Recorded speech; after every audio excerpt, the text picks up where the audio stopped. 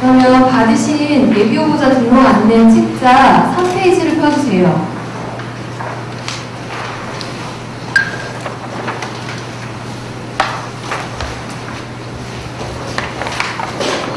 페이지를 보시면 이번 보궐선거에 대한 전반적인 내용이 나와 있습니다. 선거일은 4월 27일 수요일이고요. 본 후보자 등록 기간은 4월 12일하고 4월 13일 이틀입니다.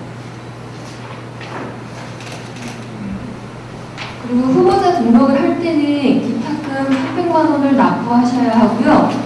예비후보자 등록을 미리 하셨던 후보자님께서는 그 예비후보자 때 기타금을 내셨던 60만 원을 제외한 240만 원을 내시면 됩니다.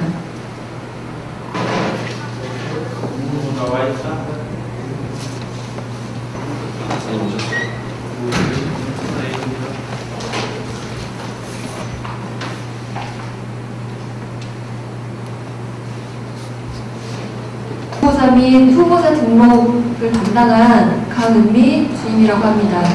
그 등록에 관해서 문의를 하실 때는요, 예, 저 찾으시면 됩니다. 그리고 선거운동 기간은 4월 14일부터 4월 26일 13일간이고요. 본 후보자 등록을 마친 다음 날부터 선거일 전일인 26일까지가 선거운동 기간입니다.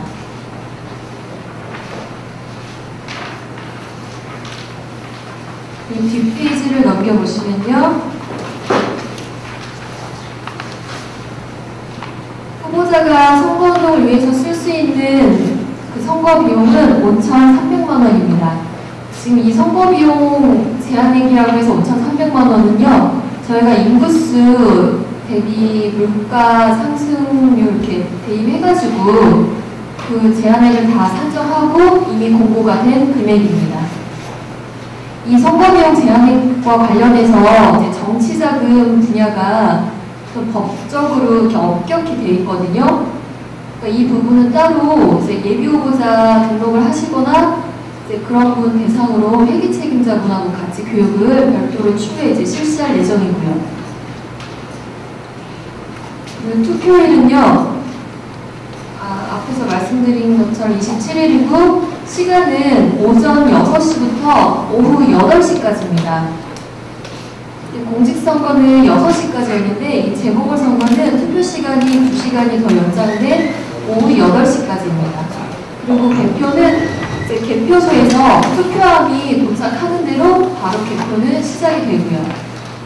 그리고 여기에서 주의하실 건요. 기타금 납입하실 때 장면에 보면 그 자동화 이출금기에서 이체를 하신 분들이 많이 계시더라고요. 그럼 거기에 후보자님 이름이 안 나와요.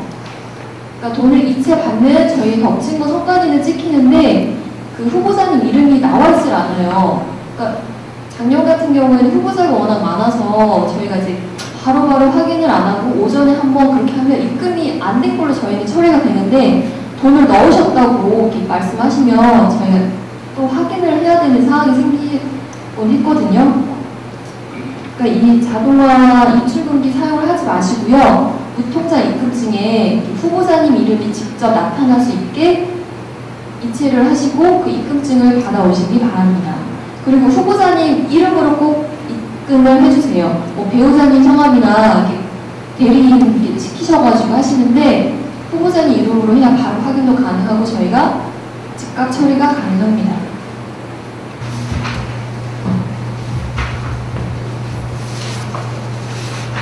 예비후보자 등록 신청서를 보시면요, 1번에서 8번까지 기재를 하셔야 되는데요. 선거명, 선거구명은 전라북도 의회의원 보궐선거, 바로 전주시 제9선거구 이렇게 기재를 해주시면 되고요. 소속 정당명은 현재 소속해 계신 정당, 민주당, 한나라당, 민주노동당, 진보신당 정확한 명칭을 써주시고요. 정당에 가입을 안 하신 분이면 무소속 이렇게 써주시면 됩니다. 그 성명란에는 가족관계 증명서에 기재되어 있는 이름을 써주시면 돼요. 지금 저희 같은 경우는 유씨라고 하는 경우도 있고 류씨라고 하는 경우도 있고 또 나씨, 라씨 그런 경우가 있잖아요. 본인이 쓰는 게 이제 가족관계 증명서랑 다른 경우가 있어요. 그런 경우에는 가족관계 증명서에 나와 있는 성씨 그대로 기재를 해주시면 됩니다. 주민등록번호도 정확히 써주시고요. 주소는 후보 등록을 하시는 당시 주민등록표상에 주소지를 적어주셔야 돼요. 본인이 이사갈 예정이라고 해서 이사갈 곳에 주소를 적는 게 아니고 등록 당시에 주민등록표상에 되어 있는 주소를 써주시면 됩니다. 직업은 현재 가지고 있는 대표적인 직업 하나를 써주시면 됩니다. 학력은요, 앞에서 설명드린 학력증명서를 발급받으시고 거기에 나와 있는 대로 정확한 학교명 그리고 이제 학과명을 써주시면 되고요. 경력은 대표적인 경력 2개를 쓰시면 됩니다. 현 경력뿐만 아니라 기존의 전 경력 거기 예시대로 전, 현을 구별하셔가지고요. 2개만 써주시면 됩니다. 등록을 하시는 날짜, 후보자님 성함, 도장 찍으시면 예비후보자 등록 신청서 작성은 이렇게 끝이 납니다. 21페이지 일단 먼저 예비후보자 지금 방금 등록 관련해가지고 설명을 드리신 것 같은데요. 일단 예비후보자 때 선거운동 방법은 일단 많이 좀 예전보다는 많이 솔직히 이제 허용 범위가 좀 넓어진 것 같아요. 옛날에는 문자 메시지랄지 전화랄지 예비 후보자 때는 못했는데 지금은 가능하니까. 일단 먼저 21페이지 보시면 가번에 예비 후보자 이제 명함을 배부를 할 수가 있는데 일단 명함은 규격이 길이는 9cm고 너비는 5cm 이내로 그 규격 내라면 명함에 일단 종수 제한은 없습니다. 일단 그리고 이제 명함을 만드시면 재질도 제한 없는 거는 여기 제가 이제 보니까 작년에 이제 지방선거 때 이제 뵀던 분들이 계시는 것 같고 새롭게 오신 분도 계신 것 같은데 일단 명함 재질은 제한이 없고요. 그리고 명함을 여러 종류를 만들 수는 있는데 다만 이제 여러 종류를 한꺼번에 배부는 안 됩니다.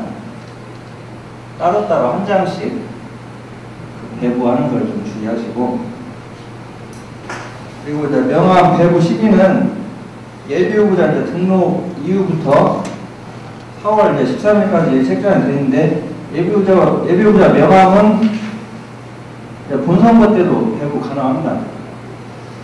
똑같이 배부는 가능한데 이제 명함을 따로 이제 만들어서 사용하실 것 같아요.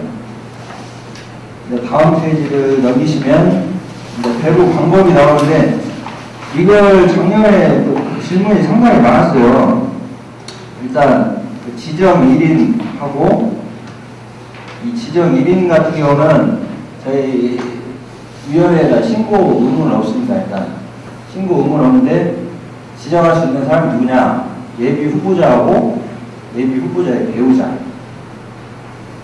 함께 다닌 사람 중에 한 명을 지정하면 그 사람은 같이 다니면서 지지 호소도 하고 명함 배부도 가능합니다. 오늘 저희한테 제출을 하시면 됩니다. 그리고 4번의 세대주 명단 교부 신청은 제가 방금 설명을 드렸고요. 그리고 25페이지 전자우편 이용 이제 선거구도 보시면 예비 후보자는 이제 전자우편을 이제 이용해가지고 이제 전자우편이라는 이제 통상적으로 이메일 다른 이제 홈페이지가 있다면 홈페이지에서 뭐 이메일을 발송한다든지 이런 거 가능하다는 거고요. 그리고 요거 발송할 방법 중에 이제 어깨띠 표지물 이것도 이제 상당히 유용한데, 요거 할 수 있는 사람은 예비 후보 때는 예비 후보자 본인밖에 안 됩니다. 배우자도 안 되고 예비 후보자 본인. 요거 같은 경우는 어깨띠나 표지물은 뭐 재질이랄지 뭐 규격, 재질은 따로 규정이 없습니다. 저희 법상에. 다만 규격 같은 경우는 어깨띠 같은 경우는 길이 240하고 너비 20cm 이내.